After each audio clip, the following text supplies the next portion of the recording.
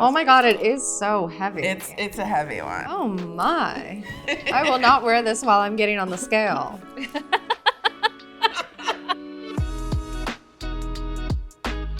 Let's get into it. Welcome to 3 on 3. Thank you both so much for being here. I'm Nora Taylor, Deputy Editor of Hodinkee. Tell us who you are. I'm Bryn Woolner. I'm the founder of Dimepiece, a platform dedicated to all things women and watches. I'm Malika Crawford. I'm a stylist and jewelry and watch editor of Heist Noviety. So for this 3 on 3, we are talking watches that mean success, the watch that we'll get when we feel like we've made it in our career, when we are, the best versions of ourselves, the watch that really makes you feel like you did it. So Bryn, what is your success watch? My success watch is a Patek Philippe Golden Ellipse, reference 3546.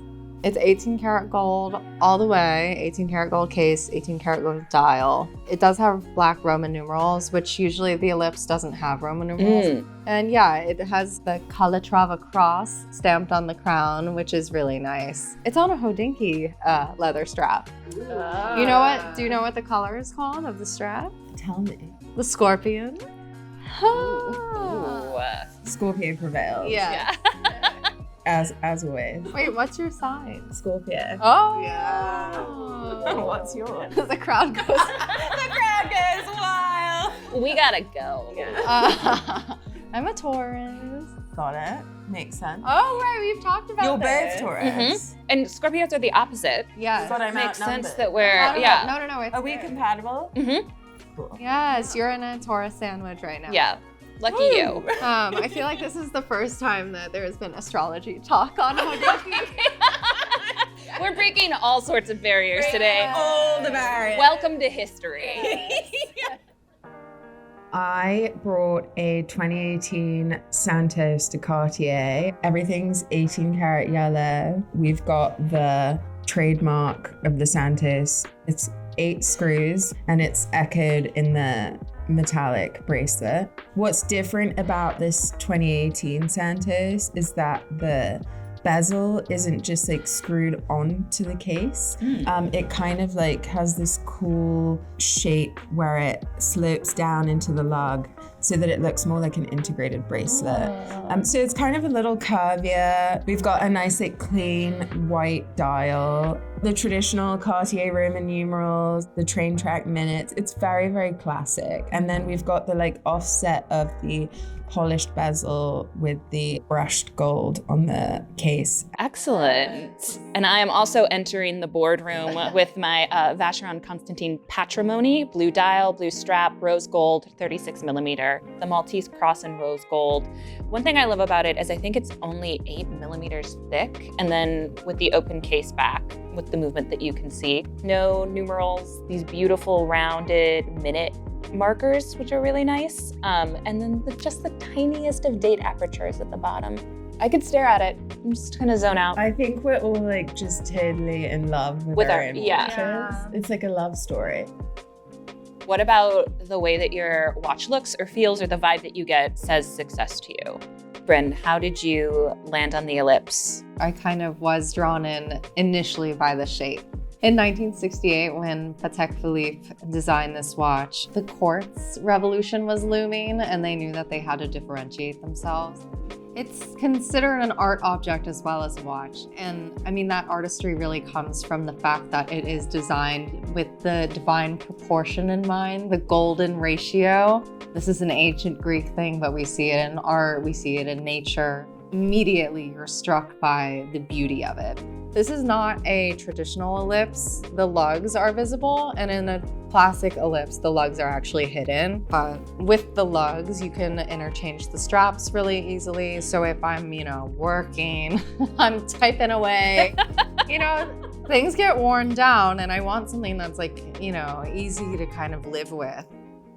This watch, I feel like really kind of, embodies that sense, that independence, that I like the fact that it's not so expensive. I think this retails around $7,500. Like, this is totally something I could buy on my own and wear every day and feel really confident and secure in it to reflect kind of the mood of my work. Speaking of typing away and inconvenience. This is like the acrylic nail. Yeah. This is the acrylic nail of So watches. true. Yeah. This is quite literally the Wall Street watch. I don't know if anyone here has seen that movie. Gordon Gekko. Gordon Good. Gekko. Yeah. And I did not pick this watch thinking about that reference. Oh. But for me, the overall aesthetic that I'm drawn into is probably the fact that it's a giant gold brick. The crown guard is really cool on this iteration with that nice little Cartier blue sapphire on the crown. We love a little jewel in our watch. What's cool about this guy is that it was the first pilot's watch. So there's a lot of history behind it. Let's talk about the Santos and sort of why it is an important watch. Yeah, let's do a deep dive. 1904, Louis Cartier's friend Alberto Santos Dumont was a Brazilian pilot. He's kind of going to his like high society functions in this little airship and doing all these races, but he has this problem in that he has to keep taking his pocket watch out of his pocket to read the time. And he had an accident and was very worried and safety concerned. So said, hey, Louis, please can you figure this out? Louis Cartier goes away, has a think about it, let me take one of our pocket watches and put it on a leather strap. But that's pretty unconventional for the time, right? Because there was no real men's wristwatch tradition. I think ladies were really owning that space, albeit kind of a different type of space. They were what we call montre bracelet, which quite literally means watch bracelet. And Louis Cartier develops this watch and his friend Alberto wears it in 1904. Alberto is kind of like the first watch influencer. So then let's fast forward to about 1978. The CEO at the time came out with the Santos De Cartier, no longer the Santos Dumont, and put it on an all-metal bracelet. So it was like a sportier feel, but it came out originally in two-tone. So that was the birth of an icon. That was a great Love that. explanation. Yeah. I picked this watch in particular because I felt like there was a lot of history behind it. I think looking at something and knowing that there's so much more to the object, the history and just what it means to me. Maybe I bought it at a particular point in time where I feel like I deserved it, or something momentous happened to me. What about you, Nora? How did you land on Vacheron? Vacheron as a brand, I think, says success to me in a certain way because it feels like before I got into watches, I didn't know it that well. I like the craftsmanship that goes into it. I like the Maltese cross. I think it's just like very sexy and European. Yeah. But also, I just love how this watch just comes alive when you see it in person. For me, I would be typing away ever so gently, but like sipping a small cappuccino. Love that. Yeah. Going for like a very chic, powerful vibe. With that one, when I was holding it earlier, you can feel the movement. It very much feels like a living piece. Yeah. Because it's got a heartbeat. Yeah. Connected to you. You power it. It is a very symbiotic relationship. It is both a confidence generator in the fact that it looks really beautiful and it might catch someone's attention. It might telegraph a certain taste to folks, but it is also that reminder of the emotions you went through when you bought it, the marker you set for yourself when you bought it. If I do this, then I will reward myself with this watch. Bryn, tell me about what's going on inside your watch. Figuratively or literally? Inside, she's feeling powerful, but if we're talking literally, the movement is 1216263, and it's also a manual wound caliber 23,300. Nice. Yes. And why did you pick a manual wind? I pick manual just because if I'm thinking, I'm a businesswoman, I'm doing my daily, success routine.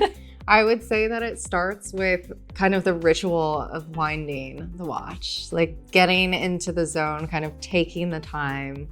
And yeah, it just felt right to have a manual wound for this. Quartz, I'm a businesswoman. Mm-hmm. No quartz at the top. Yeah. No quartz at the top.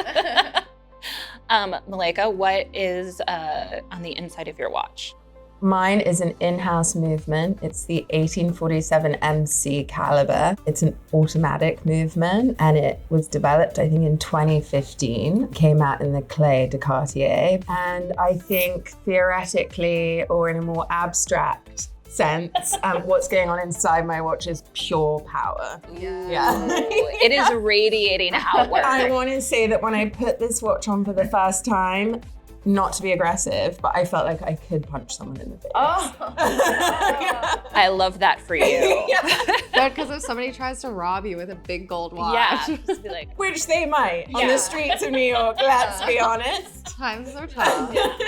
you'll have to get it off me first. Yeah. Mine is more of a graceful slap, I would say. Inside of this little beauty is a caliber 2450, which is also an in-house movement, also automatic. Love that. Love it. I want to see yours on. Yeah, I mean, how do they wear? Yeah. How does yours wear? I feel like mine wears a bit smaller because it is from the 70s. I think yours is so chic and sophisticated. Yeah. And it looks great. Stop. It really sings when you put it on. Yeah, like it really it is just like it needs does. to be Yeah. on a wrist. Yeah, context. Yeah. Context. Beautiful, beautiful. Yours is amazing. I mean, I also think my thing is kind of jewelry, in case you Yeah. hadn't noticed. Yeah. And I'm like always adorned in yellow gold, so I naturally gravitated towards the yellow. It is really heavy. Yeah. Oh my God.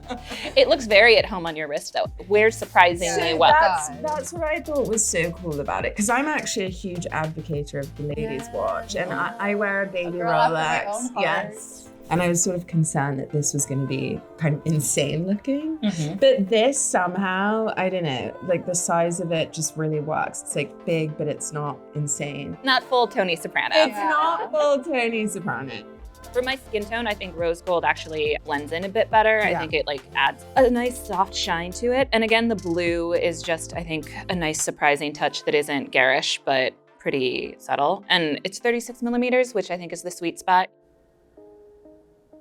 Should we trade these? Let's my trade God. these. I'm Yes. down. Let me just present this disclaimer of I feel a certain type of way about rose gold. I've just always had this like really strong aversion to rose.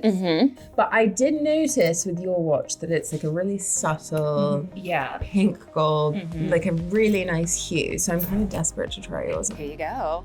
Oh, baby's first rose gold. Baby's fast. Oh my God, it is so heavy. It's a heavy one. Oh my. I will not wear this while I'm getting on the scale.